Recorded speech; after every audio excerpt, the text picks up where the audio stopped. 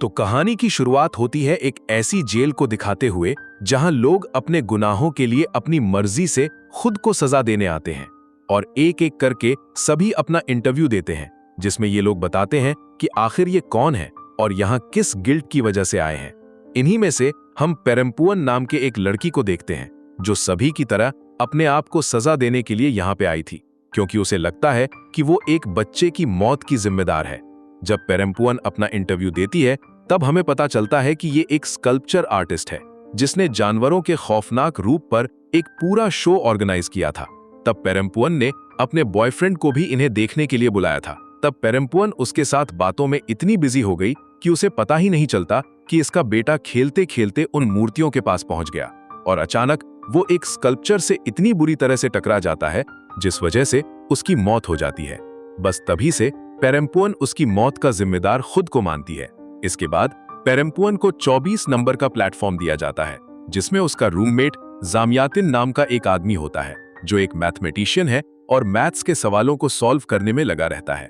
हालांकि उसके इसी जुनून की वजह से उसने अपनी फैमिली और जॉब तक को खो दिया है। इतना ही नहीं, कुछ साल पहले जामियातिन के दिमाग में एक नई इक्वेशन आई थी जिसे सॉल्व करने में उसने कई साल बर्बाद कर दिए। इसलिए अब वो पेरम्पुअन को इस इक्वेशन को सॉल्व करने के लिए कहता है जिसमें बताना था कि -1 का अंडर रूट क्या होगा। पेरम्पुअन भी इसे हल नहीं कर पाती है और जामियातिन से कहती है कि ये करना नामुमकिन है। ये सुनकर उसे बहुत बुरा लगता है और वो पेरम्पुअन को बताता है कि वो इसी नामुमकिन कोशिश की वजह से यहाँ पे आया है। फिर इसके बाद हम मास्टर को देखते हैं जो इस ऑर्गेनाइजेशन यानी जेल को पूरी तरह से हैंडल करता है। लेकिन असल में इस जेल को बनाने वाला कौन है ये अभी तक मूवी में नहीं बताया गया है। वहीं ये जो मास्टर है वो खुद भी एक कैदी है और इस जेल में इनका पूरा ग्रुप है जिसे लॉयलिस्ट कहा जाता है। ये लोग इस बात का पूरा ध्यान रखते हैं कि सभी कैदियों को खाना टाइम पर और भरपूर मिल पाए और हर दिन ऊपरी मंजिल से खाना मिलना शुरू होता है। लेकिन इन कैदियों में कुछ कैदी ऐसे भी हैं जो बिना दूसरों की परवाह किए ज्यादा से ज्यादा खाना ले लेते हैं और इस तरह 100वें फ्लोर तक आते आते खाना लगभग खत्म हो जाता है और नीचे फ्लोर वाले कैदियों को तकरीबन भूखा ही रहना पड़ता है। खैर, हम बारबेरियंस नाम के ग्रुप को देखते हैं और ये वही लोग हैं जो दूसरों के खाने की परवाह नहीं करते हैं। हालांकि मास्टर चाहता है कि सभी को बराबर खाना मिले, इसलिए खुद भी 1 महीने तक खाना नहीं खाता है ताकि निचले फ्लोर वाले लोगों को खाना मिल सके। लेकिन जब कोई लॉयलिस्ट इनके रूल्स को फॉलो नहीं करता तो ये या तो उसे मार देते हैं या फिर उसे बहुत बुरी सजा देते हैं। यहाँ हमें यह भी पता चलता है कि जितने भी कैदी इस जेल में सजा काटने आए हैं उनसे पहले ही पूछ लिया गया था कि उनका फेवरेट फूड क्या है, क्योंकि जब तक वो यहाँ रहने वाले हैं तब तक उन्हें बस यही फूड दिया जाएगा। वहीं अगर कोई इस मंजिल में मर जाए तो उसका खाना किसी दूसरे इंसान को देने की इजाजत नहीं थी, बल्कि उस खाने को वेस्ट किया जाता था। वहीं पेरम्पुअन का प्लेटफॉर्म 24 नंबर का था, तो इसलिए उस तक काफी सारा खाना पहुंच जाता है।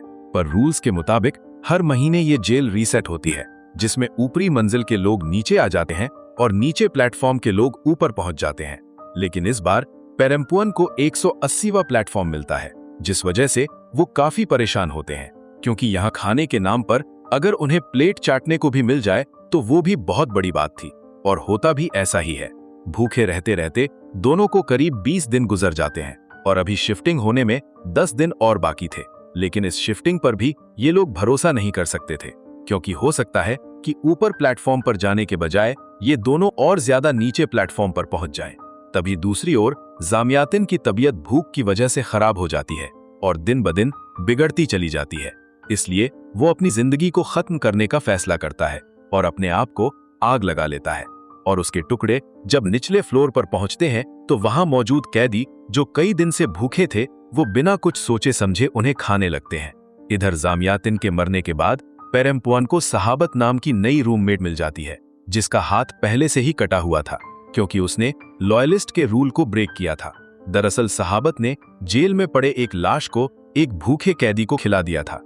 ये बात जब मास्टर को पता चली तो उन्होंने उस शख्स की आंखें निकालकर उसे मार दिया, जबकि सहाबत का एक हाथ काट दिया। अब ये दोनों बात ही कर रही होती हैं, तभी इनके सामने खाने की लिफ्ट आ जाती है जिसमें बहुत सारा खाना मौजूद था, क्योंकि आज जेल की शिफ्ट चेंज हुई थी। और खुशकिस्मती से कि ऊपर वाले फ्लोर पर मौजूद सभी लोग लॉयलिस्ट थे जो नीचे फ्लोर वाले लोगों के लिए खाना बचाते थे। लेकिन ये नीचे फ्लोर वाले कैदियों को भी मिल पाए, इसलिए सहाबत और पेरम्पुअन दोनों लिफ्ट के साथ जाने का फैसला करते हैं ताकि ये खाने की हिफाजत कर सकें और ये बराबर सभी को मिल सके। तभी उन्हें याद आता है कि जेल का नया मास्टर सेलेक्ट कर लिया गया है, जिसका काम खाने की रखवाली करना ही है।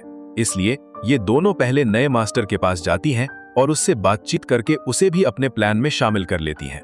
हालांकि नया मास्टर पहले तो मना करता है, लेकिन फिर मान जाता है। अब ये सब मिलकर बारबेरियंस से लड़कर उन्हें खत्म करने के बारे में सोचते हैं और एक एक करके सभी लॉयलिस्ट को अपने साथ मिला लेते हैं और फिर बारबेरियंस पर अटैक कर देते हैं, जिसके बाद लॉयलिस्ट और बारबेरियंस के बीच एक बहुत ही खतरनाक लड़ाई होती है, जिसमें बारबेरियंस हार जाते हैं क्योंकि उनकी तादाद कम थी। वहीं जो लोग निचले फ्लोर पर रहकर आ चुके थे, उन्हें पता था कि वहां भूख की वजह से क्या हालत होती है, वो भी पेरम्पुअन के साथ मिल जाते हैं और इस तरह बारबेरियंस का काम तमाम कर देते हैं। लेकिन इस लड़ाई की वजह से पेरम्पुअन और उसकी साथी सहाबत यहीं निचले फ्लोर पर फंस जाती हैं, जिसके बाद सहाबत पेरम्पुअन से कहती है कि यहां से निकलने का एक रास्ता है। जब प्लेटफॉर्म की शिफ्टिंग होती है तब एक लिक्विड पिलाया जाता है, जिससे सभी लोग सो जाते हैं और अगर कोई इस लिक्विड की वजह से न सोए तो वो यहां से निकलने में कामयाब हो सकता है। इसलिए ये दोनों अब शिफ्टिंग के वक्त का इंतजार करने लगती हैं। लेकिन उससे पहले लॉयलिस्ट इन्हें सजा देने का फैसला करते हैं, क्योंकि इन्होंने लॉयलिस्ट के रूल्स को ब्रेक किया था और अपना प्लेटफॉर्म भी छोड़ दिया था। अब क्योंकि पेरम्पुअन के साथी ने दूसरी बार रूल तोड़ा था, तो इसलिए उसे सजा के तौर पर जान से मार दिया जाता है। वहीं पेरम्पुअन को बुरी तरह से बांधकर उसका एक हाथ काट दिया जाता है। इधर पेरम्पुअन सहाबत की डेथ की वजह से काफी दुखी होती है और इस बार शिफ्टिंग में उसे 72वां प्लेटफॉर्म मिलता है, जिसमें उसका रूममेट एक बूढ़ा आदमी होता है जो पेरम्पुअन को एक चाकू देता है। उस चाकू को देखते ही उसके दिमाग में बारबेरियंस की जगह लॉयलिस्ट को मारने का ख्याल आता है, क्योंकि वो अब उनसे बदला लेना चाहती थी। इसलिए पेरम्पुअन उस बूढ़े आदमी को लेकर खाने की लिफ्ट के साथ बारबेरियंस के पास जाती है और उन्हें लॉयलिस्ट से लड़ने के लिए उकसाती है, जिसके बाद वो दो लोगों को जमा करके अपना ग्रुप काफी बड़ा बना लेती है। जैसे ही खाना खत्म होता है, ये लोग लॉयलिस्ट के प्लेटफॉर्म पर पहुंच जाते हैं, जहां जाते ही पेरम्पुअन जंग का ऐलान कर देती है। हालांकि यहां मौजूद सभी लॉयलिस्ट को लगता है कि ये लड़ाई खाने की वजह से हो रही है, लेकिन असल में लड़ाई खाने की नहीं बल्कि आजादी की लड़ाई थी, क्योंकि पेरम्पुअन अब यहां से निकलना चाहती थी।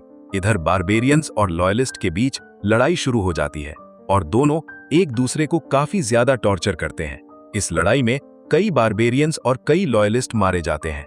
इसी दौरान लॉयलिस्ट के मास्टर को पता चल जाता है कि इस लड़ाई की असली वजह पेरम्पुअन है, इसलिए ये इसे पकड़ लेता है, तो ये खुद ही मास्टर से मुकाबला करने का फैसला करती है और एक बड़े से चाकू से मास्टर के सिर पर वार कर उसे मार देती है। इसी वक्त खाने का भी टाइम हो जाता है और लिफ्ट के साथ कई मरे हुए लोग नीचे गिरने लगते हैं और इस तरह नीचे फ्लोर वाले कैदियों को खाना मिल जाता है। वहीं पेरम्पुअन को अब 33वां फ्लोर मिलता है, जहां सांस लेना और जिंदा रहना काफी मुश्किल था, क्योंकि यहाँ लाशों का ढेर लगा हुआ था। यहीं पेरम्पुअन को एक बच्चा मिलता है जिसके सिर से खून बह रहा था। वो इस बच्चे को लेकर लिफ्ट के जरिए ऊपर प्लेटफॉर्म पर जाना चाहती थी, लेकिन अभी लिफ्ट को 2 फ्लोर नीचे जाना था। लिफ्ट जैसे ही आखिरी फ्लोर पर पहुंचती है, यहाँ के लोग जो कई महीनों से भूखे थे, उन्हें पेरम्पुअन के खून की स्मेल आ जाती है और वो वक्त दूर नहीं था जब ये उनका शिकार बनने वाली थी। और इसी के साथ ये कहानी यही खत्म हो जाती है। अगर वीडियो पसंद आई तो लाइक कर देना, चैनल को सब्सक्राइब कर देना। मिलते हैं अगली वीडियो में जल्द ही।